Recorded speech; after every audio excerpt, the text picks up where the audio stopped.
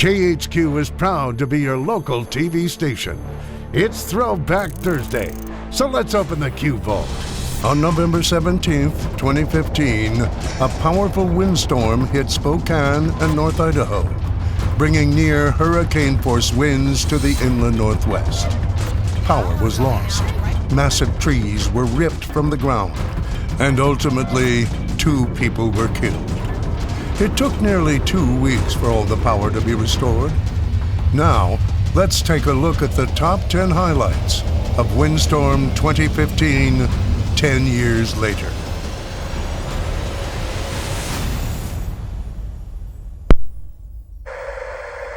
And at this moment, we have not heard of any injuries from this storm so far, but you really need to stay inside because it is dangerous. If you go out there, you're really risking it. These storms are also causing quite a bit of chaos, knocking out power to thousands, causing trees to crash onto cars, even delaying flights. Yeah, the winds have been so strong that they've ripped the roof off an area business. KHQ local news reporter Gabe Cohen joins us live. Gabe, what can you tell us from where you're at?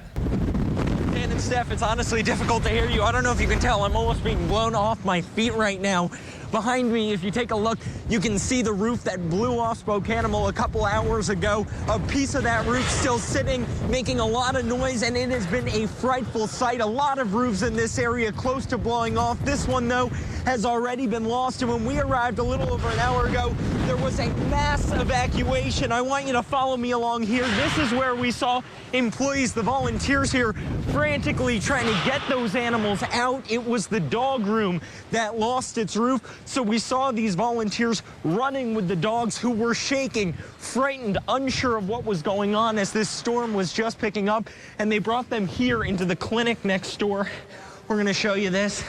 A little nicer inside in these conditions, but they brought them into this room. This is where the dogs, a lot of the cats as well, are now sitting. They are safe now. We are safe inside of here. We're trying to stay out of those elements, as should you, as much as possible. A lot of power lines shaking out there, a lot of trees that look like they may be close to coming down, but take a look at these animals. They are unsure of what has been unfolding around them today. But again, all of them are safe. And right now, folks at Spokanimal just trying to figure out what the next step is.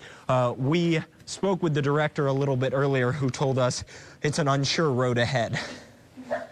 Well, it's heartbreaking because, as you know, in the nonprofit world, we don't have a lot of extra money. And obviously, we are trying to help every animal we can. The winter's coming, and so every second counts to get them inside where it's warm and take care of them. And you can see so many people here working so hard to keep these animals safe. We're going to continue to monitor this story. Hopefully they have everything they need. Again, we don't know what the condition of that building will be. A couple windows have broken and that dog room has lost its roof. But right now, everyone is focused on this moment, on keeping these animals safe and making sure everyone has what they need to get through tonight. I'll send it back to you guys in the studio. Stephanie, I've been following a lot on Twitter and Facebook using the hashtag #InlandWind. It's really easy to see the countless pictures and posts that people are talking about these winds. People are posting about their downed trees, downed power lines, all sorts of things. Now, I pulled 3 pictures I want to share from social media. Let's take a look at this first one. This is of a tree on a house there. Nikki Lynn posted this on our Facebook page saying this is at Ostrander and Helena. Clearly just one of the many examples of a tree on top of a house causing damages. This next photo for you, this is at Eastern Washington University in Cheney. The school tweeted this photo with the caption, "Time for a new science building door." If you look closely there, you can see that's glass that's shattered all over the floor from that door. This third picture for you, Tanya Hammer posted it on our Facebook page saying damage of the windstorm totaled our truck and damaged our van. Clearly easy to see how dangerous these trees are becoming and how dangerous it is to be outside. Now, Avista has been updating and tweeting about the outages every 10 minutes. It's very easy to stay up to date through Avista's website. Right now, the latest total has 77,984 people right now who do not have power. So clearly we're following those updates as they continue to that number continues to raise, but we do know right now many crews are working to get the power back on for several people. And one of the things I saw today too, I wanted to share before I go, I've seen a lot of posts about fences that have blown over, and it's a reminder, if you have pets that are outside, please bring them in. If your fence falls over, they could get out or they could be hit by flying debris. In the Breaking News Center, I'm Claire Graham, KHQ Local News. And welcome back. We continue our team coverage of this Weather Authority alert. High winds causing a lot of chaos in many parts of the inland northwest. Yeah, let's move to the area north of Spokane now, where KHQ Local News reporter Patrick Erickson's been all afternoon. And Patrick, what are you seeing there now? Well, Stephanie, I can tell you're seeing a lot of this tonight. Another one of these big trees here you can see completely uprooted, bringing up the cement block that was covering the top of these roots here, actually just pulling it right over. Those winds so heavy, knocking it completely over. It actually crushed this car. This is an amazing story. Believe it or not, there was a person here. He was underneath this car. He was trying to change the tire. You can see the lug nuts still here hanging out on top of the hood here. Amazingly, that gentleman that was changing the tire underneath this car just fine tonight. He went to the hospital to get checked out. He said the tree slapped him on the back pretty hard, but amazingly, he is not badly injured. You can see this could have been much, much worse. And these trees all over up here in North Spokane. As we head over this direction, you can see neighbors here doing everything they can to clear these roadways, to help out any way they can, actually bringing chainsaws. They have a chainsaw, they come out here and they do what they can to cut these trees apart, clearing the roadway, making it once again passable for folks if they have to get through, just in case there's an emergency like that. You can see cutting these trees, making a lot of firewood up here, and I have a feeling we're going to have a lot of that over the next few days. But again, the winds up here are still howling, absolutely howling here through the neighborhood. Folks inside wondering exactly what's going on, and that's what we're being told, is to keep everyone inside at this point. The only good news that I can tell you from up here in North Spokane, at least in this neighborhood at this point, they have power. Widespread power outages right now throughout the area. Luckily, in this neighborhood, they have power. And at this point, we really don't know for how long. Again, extremely dangerous situation out here. If you can, stay inside, guys. Boy, and even better news that no one was hurt. Absolutely. That's crazy. Let's go from North Spokane now to North Idaho. George Whitney from Hayden joins us on the phone. Good evening, George. We understand transformers are blowing up around your house. Well, they're not too far away. My wife looked out the window when the electricity went out, and she could see some flashes down the road. And so, you know, there was no doubt what you were looking at, because there's no lights. I mean, it's absolutely black. So we've just been sitting, listening to the old, you know, battery-powered radio, and get on the cell phone, and that's it. Hey, George, let's talk about the intensity there. You know, here in Spokane, we have seen the worst of it beginning around 4 o'clock, and it's really at its peak right now. What about there in North Idaho? Are you seeing the winds increase? Oh, yeah, it's been picking up steadily all day. As a matter of fact, I was just outside because I've been picking up, I mean, I have only a 4-year-old house, and I've been picking up shingles off the ground that are coming off my house. Oh, boy. So, You'll be calling somebody soon, huh? Yeah, yeah, you know, I'm just waiting. I was going to call you guys and ask if you could pick me up a pizza or something. Yeah, because I mean, it's just dark. And so my wife and I are just sitting here with our dog, and probably decided to put on some Christmas music and put on the electric candles. Yeah. Well, time to snuggle. Yep, that's it. Just take it easy, because you can't do anything about it. It's just a good thing it's not freezing cold, so the heater doesn't freak out. All right, George, thank you so much for that update from North Idaho. Yeah, we greatly appreciate George Whitney there from Hayden. As we told you earlier in the newscast, part of a downtown Spokane building lost its roof because of the wind. That's right. There was actually a guy trapped in the building as the roof came off, and here's what he told us. Like I said, I was up in my office, which is up off from the main office floor, and just all of a sudden a big gust came up, and there was a loud noise, and boom, that was it. I thought that maybe we had lost the roof over the landing on the back by the railroad tracks, but no, it was the roof of our office coming down. Boy, glad everybody's okay. No injuries in that. Thank God. All right, we're going to take a quick break. We'll be right back.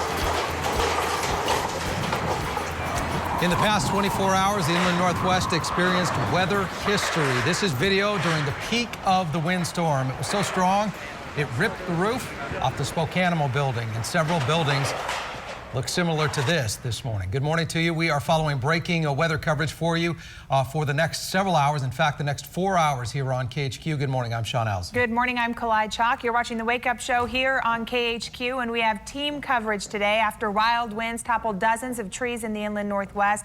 And this morning, they are laying in lawns, on top of cars, across homes. And they're just some of the video. You're looking at some of the pictures that we got last night.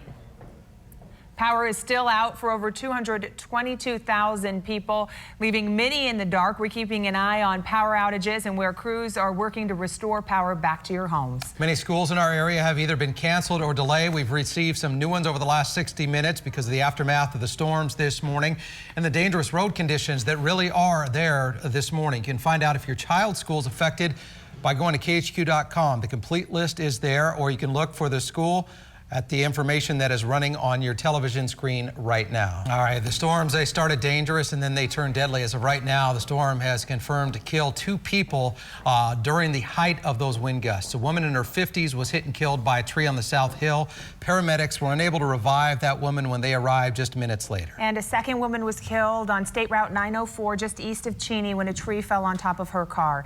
In North Idaho, a 22-year-old man is in critical condition right now after a tree fell onto his car in the Twin Lakes area.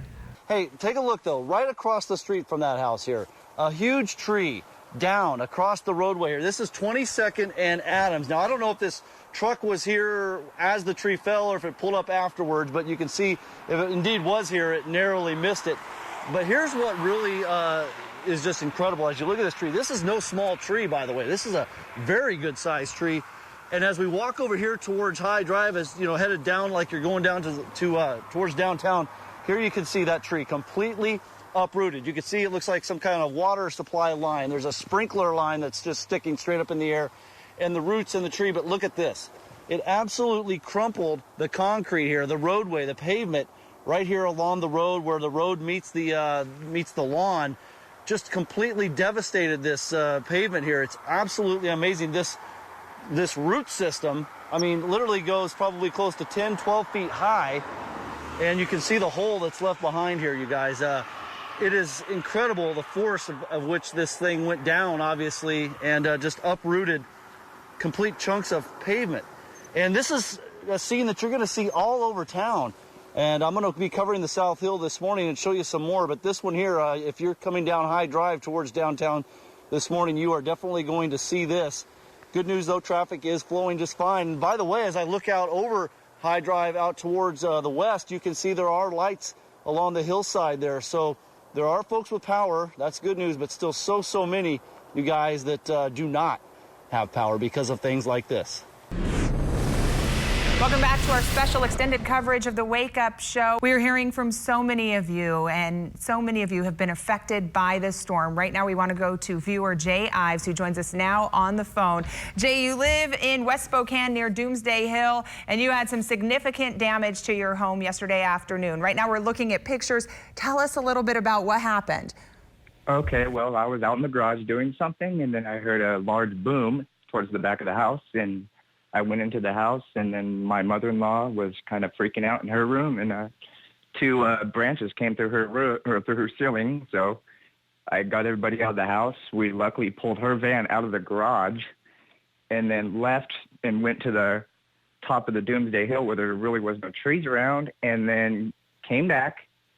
And then the other tree that was on the other side of the house was on top of the front of the house, so it took out the front of the garage and everything else. So we're just here hoping this tree doesn't come through. Yeah, we're looking at the damage right now, and it's amazing to see these and know that no one was hurt, especially considering that you were all home at the time. Talk about what runs through your head when you think about what could have been. Well, I have 2 kids here and a wife and a mother-in-law that's in a wheelchair, and I'm just glad that it wasn't worse than it really was. Yeah, we are too, Jay. Talk a little bit about what's next for you today. I heard you mention that you're hoping that the tree doesn't continue to fall through your home. Yeah, we're just hoping to get a hold of insurance. Hopefully they can do something, or somebody can at least get these trees off the house, because I'm really worried about the age of them and how tall they are, if the house can even handle the weight, because it's a pretty old house here. So, do you guys have power in your home? We do, but the back tree that fell first is on our power line, so I don't know if this is going to come do something about it or not. I can't get hold of anybody right now, so. In the meantime, where's your family staying this morning? We're in the house. We have really nowhere to go. Welcome back to our extended coverage of the Wake Up Show. We are following the storm damage from yesterday afternoon that is affecting you, so many of you, this morning. Alessa's keeping a close eye on the forecast today, which looks 100% better than 12 hours ago. And Nicole is tracking the pictures that you sent in, some of the damage that we're seeing firsthand. Nicole?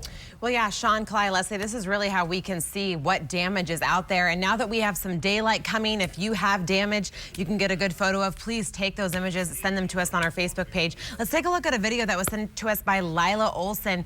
This is the power going out right behind her home. I mean, just incredible, just kept sparking there.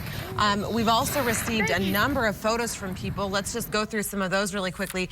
Patrick Erickson, you may have seen yesterday, he took this photo. A man was changing the tire on his car when a tree fell right on top of it and it somehow missed him. Also, Tara Nonamacher out in Davenport, this is their barn. She said eventually the entire roof was blown off. This photo here near Montgomery and Dakota of a tree falling onto a truck. These are the photos that we're seeing this morning.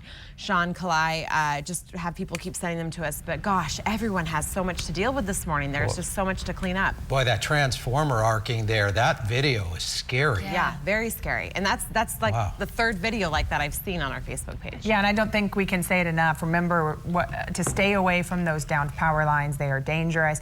You want to stay clear so that the crews can move in, eventually fix those and restore power to our region. I will say, too, quickly, give yourself some extra time to get to work this morning or getting whatever errands you need to get run, because there are a lot of trees in the roadways. A lot of those roads are blocked and you'll have to take an alternative route. So extra time this morning is a great idea. All right, team coverage continues here on the Wake Up Show, 12 hours after one of the most powerful windstorms we've seen in decades here in the inland Northwest. Back in a minute.